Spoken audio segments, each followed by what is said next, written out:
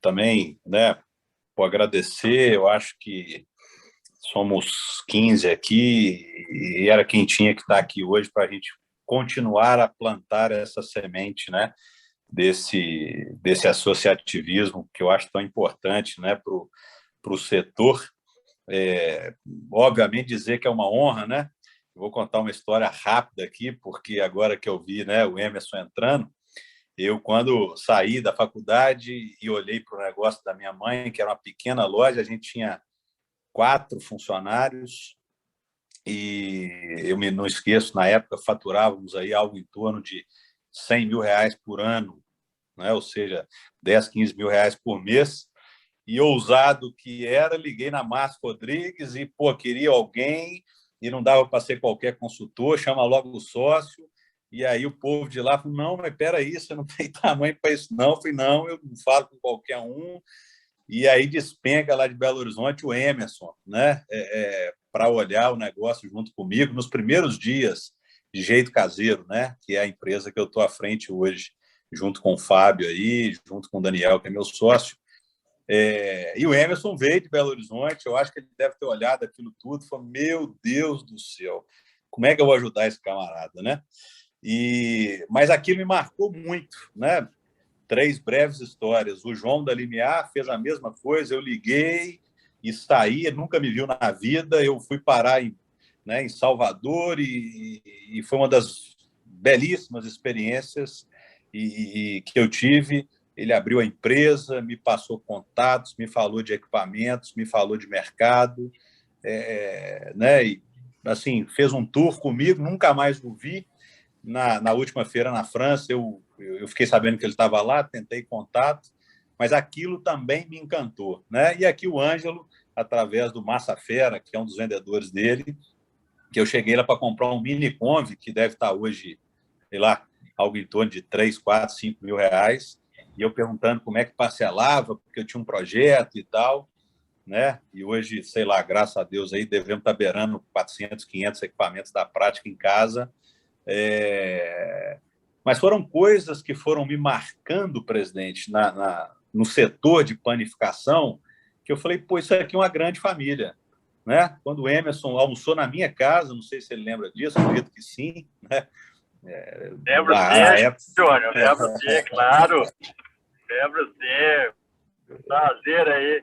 Ainda comi Pois ainda é, uns biscoitinhos, uns petifus que sua mãe fazia ainda, eu lembro não disso. é? Naquela época minha mãe estava no negócio ainda, e a gente falando desse sonho grande, mas o Emerson, o pessoal de Belo Horizonte, o pessoal da prática, João, o Ângelo me levou na Costa Rica para falar com o pessoal da Musmani, que foi vendida há pouco tempo para a Bimbo, e eu falei, pô, esse negócio é legal, existe uma grande família nessa história da panificação, né? Eu acho que a farinha, esses relacionamentos, pois faz sentido para mim.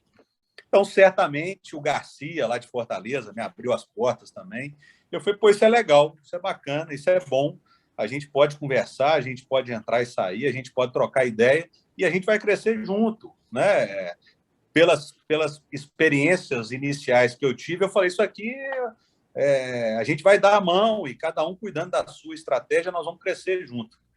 E, infelizmente, não é a realidade do nosso setor, da indústria de panificação industrial, né, hoje. A gente pouco consegue conversar, a gente pouco consegue se falar, todo mundo com muitos dedos, eu vou abrir, se ele entrar, vai saber. Pessoal, se a gente fizer aqui uma pergunta, né, e colocar uma lista aqui, quais são os equipamentos para panificação industrial que a gente tem no país? Nós vamos listar. Quais são os equipamentos que são importados? Nós vamos listar. Certamente aqui nós vamos trazer um ou outro que ninguém conhece, mas a maioria, os primeiros 10 nomes, todo mundo aqui vai ser igual. Quais são as farinhas que dão para pão congelado, para pão de forma, para pão industrial? Nós vamos listar aqui 10, 8, nós vamos acertar iguais.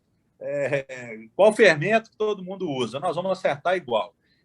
Eu não, então não entra na minha cabeça qual o segredo industrial, qual que é o segredo operacional que eu detenho hoje, que eu não possa sentar na mesa com o Túlio, né, que está aqui do meu lado, nosso vizinho, que é meu concorrente no mercado, mas o que, né? Eu lembro no começo o Túlio, né, veio, o Túlio, tem que buscar regime especial, tem que buscar isso, e já fui na fábrica dele aprender algumas coisas. Não tem nada nesse mercado que seja tão que tenha que ficar tão em segredo que vai me atrapalhar no mercado. Eu tenho a minha estratégia. O Túlio tem a dele, o João tem a dele, o outro tem a dele. Isso é uma questão interna, uma questão que é. E não adianta também, provavelmente, se eu contar a minha estratégia, se eu contar o meu plano de negócios, talvez o Túlio não vá concordar com ele, porque o estilo do Túlio é diferente. Então, eu acho que a gente confunde um pouco nesse mercado, talvez o convite ao associativismo pode, às vezes, soar para as pessoas que nos escutam como cooperativismo, né? Eu acho que, às vezes, as pessoas confundem que eu vou para a BIP agora, eu vou sentar numa mesa, eu vou bater papo, eu vou trocar ideia, eu vou ter que fazer negócio junto com ele. Não estão convidando ninguém para fazer negócio junto, né? Nós estamos simplesmente convidando pessoas do mesmo setor para que, diante de uma dor, diante de uma falta de representatividade num órgão ambiental, numa questão política, numa questão, né, mais complexa, numa questão de briga com algum lobby, com supermercado, enfim, qualquer que seja o tema importante para o setor, é lógico que a associação que nos representa tem uma força maior. Então, o convite que eu tento fazer para as pessoas que concorrem com a gente no mercado é para a gente assentar e falar do assunto que é comum. Compra de farinha é comum. Está todo mundo agora sofrendo. O CMV saiu de 39,40 para 45. A dor é minha, é do Emerson, é do João, é do Zé. A gente teve aumento de farinha, fermento, embalagem, plástico, papelão, óleo, manteiga, queijo, etc. E não estão repassando preço ao consumidor. Então, é uma dor que é comum. Todos nós montamos enxoval para as empresas de supermercado, quem trabalha com pão congelado. É uma dor comum, né? E aí o medo de que o Zé vai descobrir o que eu estou fazendo aqui dentro, e aí eu vou perder minha vantagem competitiva, acaba não nos deixando competitivos frente ao mercado. Então, eu acho que o convite ao associativismo que me fazem, e eu vou contar um pouquinho dessa experiência no setor de laticínios, por não entenderem muito bem o conceito, fica-se com esse receio. A gente tem um bate-papo desse aqui extremamente enriquecedor, como foi o último, e dos 90 mil supermercadistas, dos 70 mil padarias, nós temos 15 pessoas querendo discutir isso, né? Então, me chama a atenção e eu queria começar por isso. O motivo pelo qual me encantou o nosso setor lá no começo, hoje me assusta de por que as pessoas têm tanto medo de assentar e conversar, né? É o primeiro apelo que eu acho que a gente tem que trazer em relação à associação, porque senão a gente não vai ser representado nas nossas dores, né? Se a gente for ler a história do cooperativismo, né, que é uma maneira de se associar, nasceu de uma dor, né? Alguns tecelões da Inglaterra se juntaram diante de uma dor e juntos criaram voz perante o mercado, né? E eu acho que é isso que a gente tem que fazer aqui. Existem dores comuns e a gente tem que assentar para falar dessas dores. Ninguém está me convidando aqui para abrir a estratégia e os números do meu negócio para que o Zé, o João, a Maria copiem, né? Eu não fui convidado para isso em momento algum. Eu fui convidado para que a gente fale das nossas dores. E diante da função da associação que nos representa, e eu escutei com música para o meu ouvido na última reunião, o presidente dizendo o seguinte: eu estou aqui para ajudar, mas se vocês não vierem pedir ajuda, como é que eu vou sair buscando em cada empresa uma maneira de como é que eu ajudo vocês? Tem jeito, né? Então, assim, eu começo dizendo que essa associação me brilhou os olhos no começo. E hoje, a falta dela, ou a dificuldade de sentar numa mesa e discutir com o meu concorrente é o que me assusta nesse mercado, porque tem dores do nosso mercado que é impossível de eu correr atrás delas sozinho, né? Algumas dores do tipo, a gente poderia colocar várias aqui, mais do tipo né, acesso a crédito para compra de equipamento, já que a gente monta enxoval, quer dizer, isso é uma dor comum, né? A gente poder assentar e discutir questões tributárias, questões fiscais, NCM, é uma bagunça, a gente direto tem gente aqui, pô, mas seu NCM de pão de queijo está errado. Pô, mas peraí, eu fiz uma consulta na Receita, o José trabalha com NCM tal, você... E, capa, por que a gente tem isso, né? Se a gente poderia ter uma consulta, a associação, ela faz e nacionalmente discute NCM de pão de queijo é o XPTO, né? Não vou lembrar o número de cor aqui. Então, eu acho que a função de assentarmos é de discutirmos as dores comuns. Se daí nós vamos comprar farinha junto, que é um passo além do associativismo, se a gente vai comprar embalagem junto, se a gente vai se organizar para fazer uma logística junto, é o amadurecimento do associativismo, que eu vejo também com muito bons olhos, né? Mas o primeiro convite é para discussão. E eu acho que, infelizmente, ele assusta, né? Como assim que eu vou para uma reunião abrir algumas informações sobre a minha empresa? Pô, nós vamos abrir o que é possível e o que é comum. Então, essa é a primeira reflexão que eu trago, né? E o meu agradecimento àqueles que me acolheram aí desde o começo, né? Que me fizeram brilhar os olhos por esse mercado.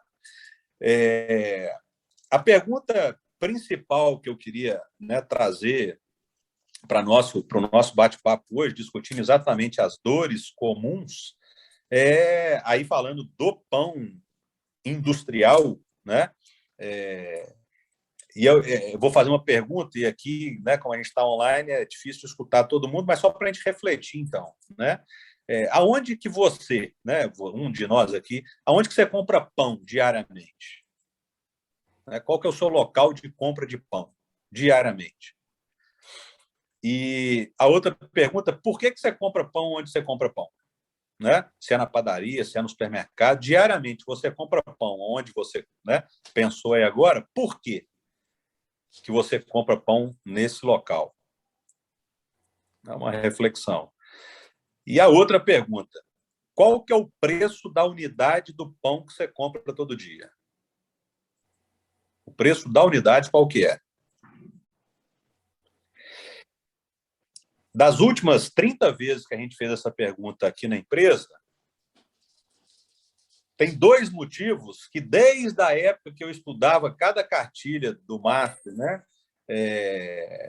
na época que eu comecei o negócio, tem 2 motivos que certamente 99% das pessoas que estão aqui pensaram. Né? Eu compro pão no local que é perto da minha casa, ou que é no caminho da volta da academia, ou tem comodidade, ou você compra pão no lugar que você tem um pão maravilhoso. Não é? Provavelmente essa deva ser as 2 respostas que estão na cabeça de todo mundo. Eu compro pão na padaria do lado de casa, eu compro pão no supermercado do lado de casa, ou na padaria que fica do lado da academia que eu malho de manhã, ou eu saio, ando um pouquinho mais, o que hoje está mais difícil, eu sei, mas eu saio e ando 2, 3 quarteirões, porque o pão lá é maravilhoso. Né? E provavelmente 99% das pessoas que estão aqui não vão saber exatamente o preço do pãozinho francês que ela compra de manhã cedo para levar para casa.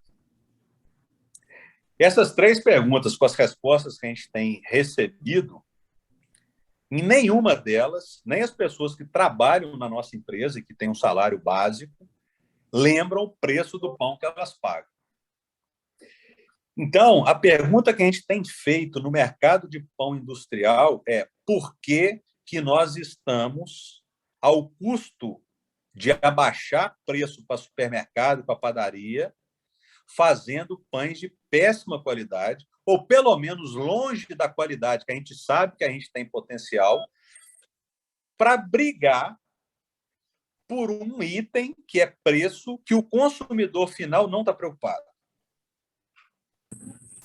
Então, essa pergunta me vem sempre quando a gente fala de associativismo em pão embalado, em pão industrial, em pão congelado, por que o principal item de discussão nossa no mercado é um item que não está na cabeça do consumidor, que é preço. O consumidor compra pão hoje basicamente por dois motivos. Aliás, desde que o mundo é mundo. Ou porque está próximo, porque é bom. E a gente está abrindo mão dessas duas coisas, principalmente do que é bom, por causa de preço.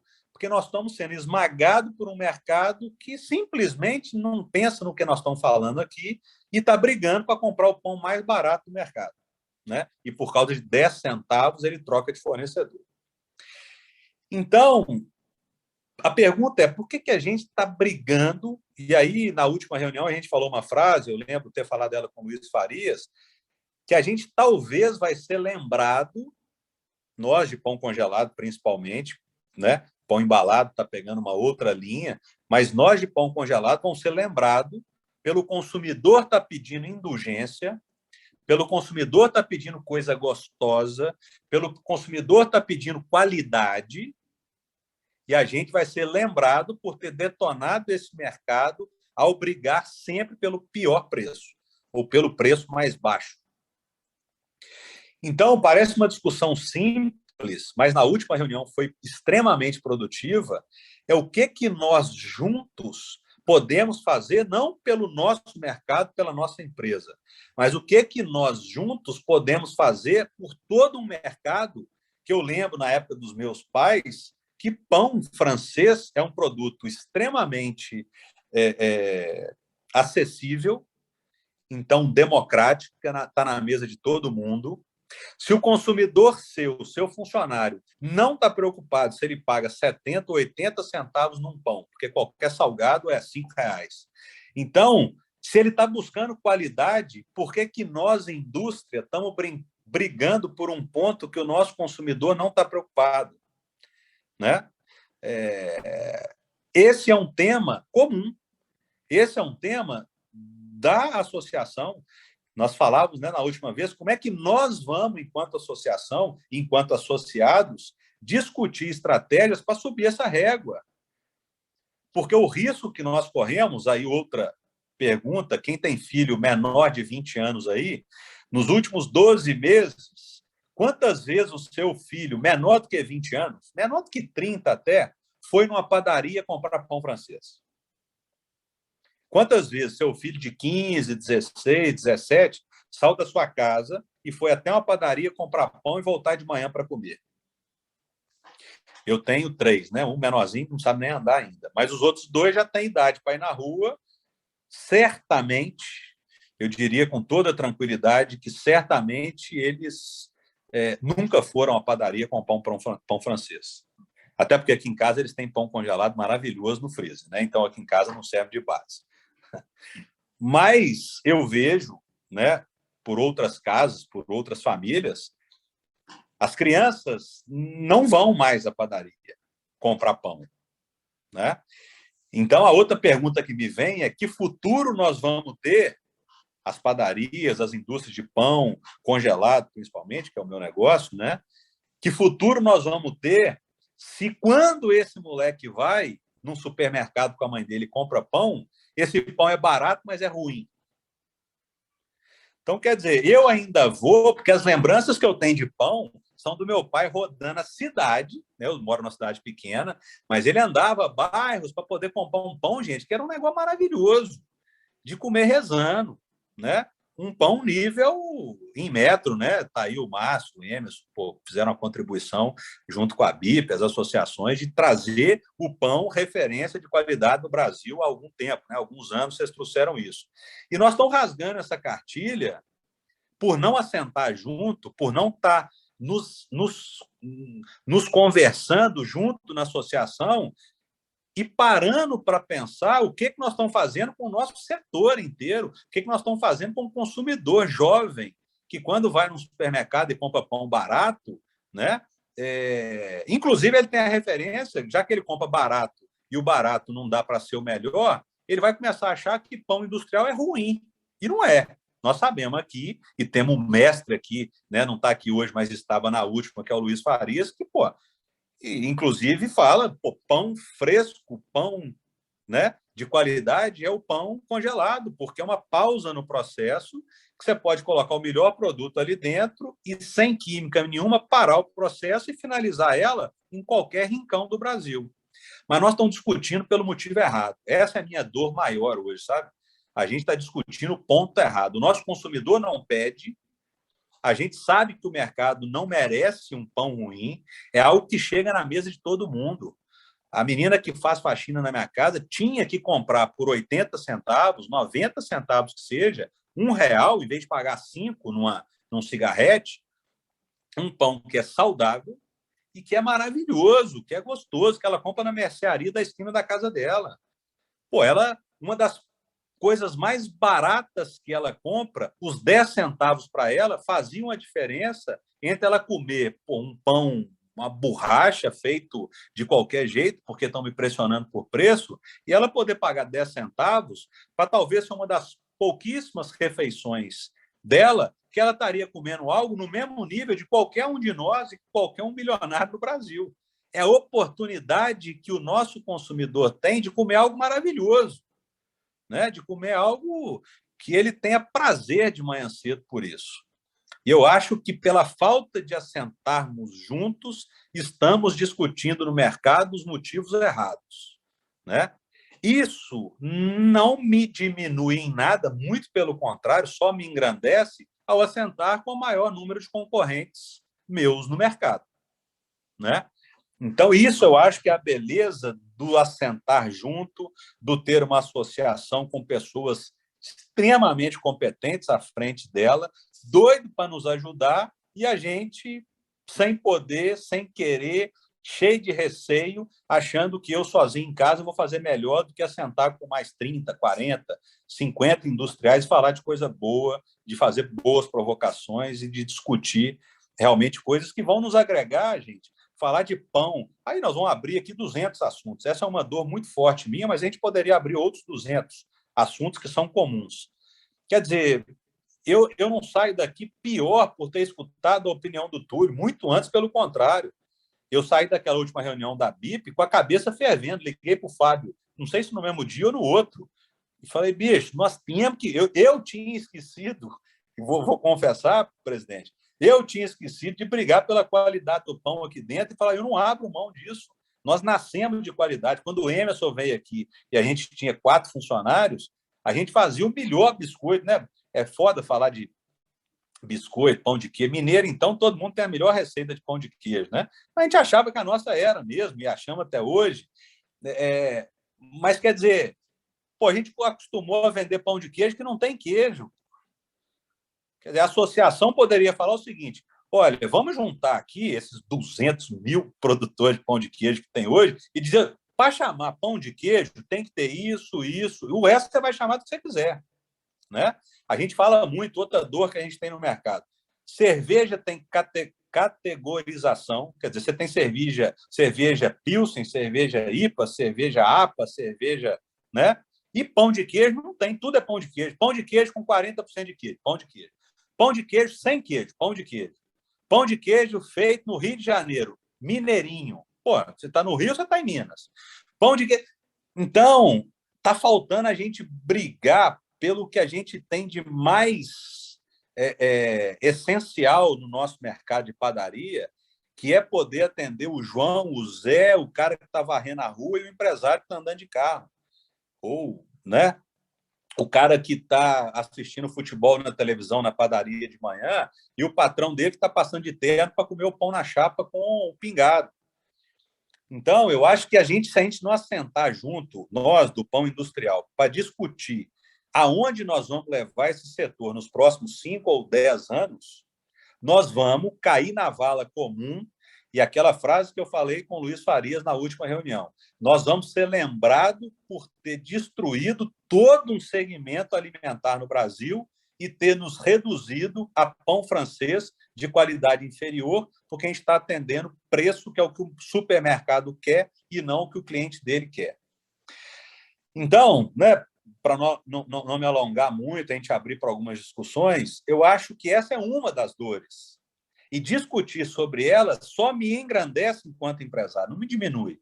Eu não estou aqui passando nenhuma... O Túlio fazer bem feito, o João, a Janaína, né? Não conheço algumas pessoas aqui, mas né? o Ângelo falar sobre pão de qualidade, o Darcy continuar vendendo esses produtos da Ilha, que são maravilhosos. Quer dizer, nós temos que parar de olhar para a pré-mistura e achar que é caro.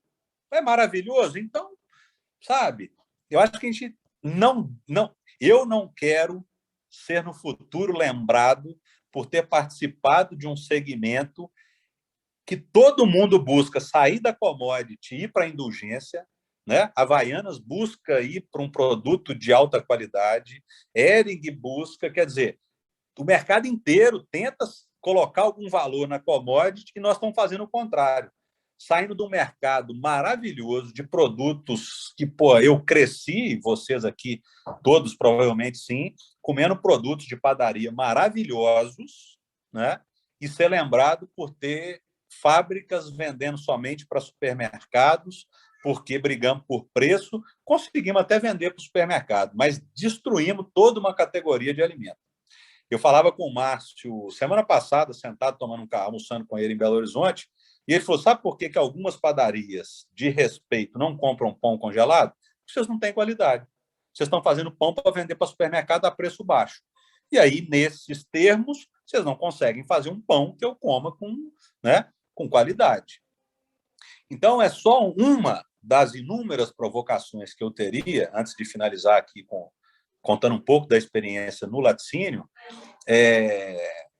que a gente pode assentar, discutir sobre ela e mudar todo um cenário do pão industrial nacional, né? Através desse bate-papo, desse fórum específico para isso, e de uma associação que nos oferece, né? Isso é raro, nós não estamos correndo atrás.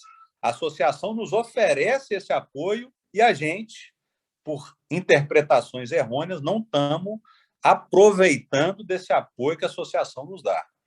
Eu não quero fazer parte de ser lembrado de ter feito uma empresa que participou de uma destruição de toda uma cadeia alimentar que eram produtos de padaria de altíssima qualidade, congelados, industriais, e levamos isso para o mercado de commodity, preço e qualidade baixa, né? Então, é uma das minhas provocações. Eu me lembro, na época que a gente falava isso no setor de laticínios, né, que é outro setor. A minha família veio de pão e leite, e no outro setor que a gente atuou muito tempo, e aí fortemente na Associação Mineira, né, no Sindicato da Indústria de Laticínio de Minas, Sileng, que é um dos principais sindicatos dentro da FIENG hoje, tinha uma história que contava, né, uma historinha que fala o seguinte: tinha um padre do interior de Minas Gerais que morava numa cidade do lado de uma barragem, mais ou menos tipo Brumadinho. E aí viram lá uma fissura na barragem, todo mundo foi sair da cidade e foram avisar para o padre. Pô, padre, vai estourar a barragem, vamos embora, entra no carro. Ele falou: não, você está doido? Eu cuidei dessa igreja aqui 40 anos e Deus vai me ajudar e aqui não vai chegar nada não, vocês podem deixar. Falei: então tá bom, vamos embora. A barragem estourou, a água subiu, a turma já estava de barco, porque não dava para andar de carro mais. Defesa Civil bateu na porta do padre. O padre, estourou a barragem, agora não é notícia mais não, agora é real. Falei assim: meu filho, eu cuidei dessa igreja há 40 anos, eu ralo todos os dias, eu acordo de manhã, eu sou sobrinho do padre que fundou a igreja, Deus vai me ajudar, eu não vou embora dessa igreja. Fica tranquilo que ele vai me ajudar, né? Cara, a água subiu, o padre foi para a torre, agarrou na cruz, aí mandaram um helicóptero buscar o padre do corpo de bombeiro. Padre ferrou, não tem mais jeito, entra no helicóptero, jogaram a corda, ele falou: meus filhos, Deus vai me ajudar, eu acordo cedo, rezo todo dia. E aí o cara falou: bicho, então vamos embora. Obviamente, a água subiu, o padre morreu afogado, chegou no céu puto da vida, bravo pra caramba, e queria falar com Jesus, como era um cara bacana. Jesus foi atender ele, falou: o que foi, padre? Pô, eu cuidei daquilo, eu ralei de sol a sol, domingo a domingo, e eu fazia as missas, e você me deixa acontecer aquilo. Ele falou: padre, vou te falar um negócio. Eu funciono via sinais. Eu mandei uma Hilux te buscar, eu mandei uma lancha te buscar, aí, por fim, eu gosto tanto de você que eu mandei um helicóptero te buscar. A hora que você falou que não ia entrar no helicóptero, eu falei: morre então, ô desgraçado. E aí, meu amigo, você não tem jeito. A gente sempre fala isso pelo seguinte: quais são os sinais que o nosso mercado está nos dando que a gente não está vendo? né? E, para mim, um dos maiores sinais é o nosso público não quer aquilo que a gente tem vendido hoje. Isso, para mim, é um alerta vermelho, né? Que a gente realmente tem que pensar nele. É um alerta de todo tamanho de que o mercado quer qualidade, o mercado quer indulgência. E nós estamos caindo na vala comum de discutir preço. Daqui a pouco, comprar pão do Zé, do João ou do Ciclano vai ser tudo a mesma coisa, com a mesma farinha, com o mesmo equipamento, com a mesma tecnologia. Não vai ninguém fazer diferença nenhuma mais no mercado. Então, eu acho que tem inúmeros assuntos que a associação pode nos ajudar. Nós temos inúmeros assuntos que são comuns, que a gente pode pôr na mesa, sem abrir em momento algum a estratégia do meu negócio, sem abrir em momento algum um diferencial competitivo, sem abrir em momento nenhum alguma coisa que tenha que ser mantida em segredo. Nós temos muito assunto para discutir no âmbito do associativismo que a gente realmente pode e deve discutir amplamente, escutar, ouvir e falar, sem a gente abrir nenhuma estratégia que comprometa o meu mercado, né?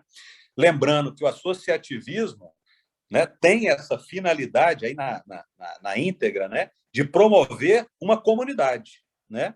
Algumas pessoas que têm assuntos em comum se ajuntam no associativismo, fazendo com que ela saia, então, do eu estou lá, eu acordo todo Júnior, mas eu ralo, eu vou para a fábrica todo dia, eu trabalho de domingo a domingo, sim, mas nós temos assuntos que sozinhos a gente não tem voz.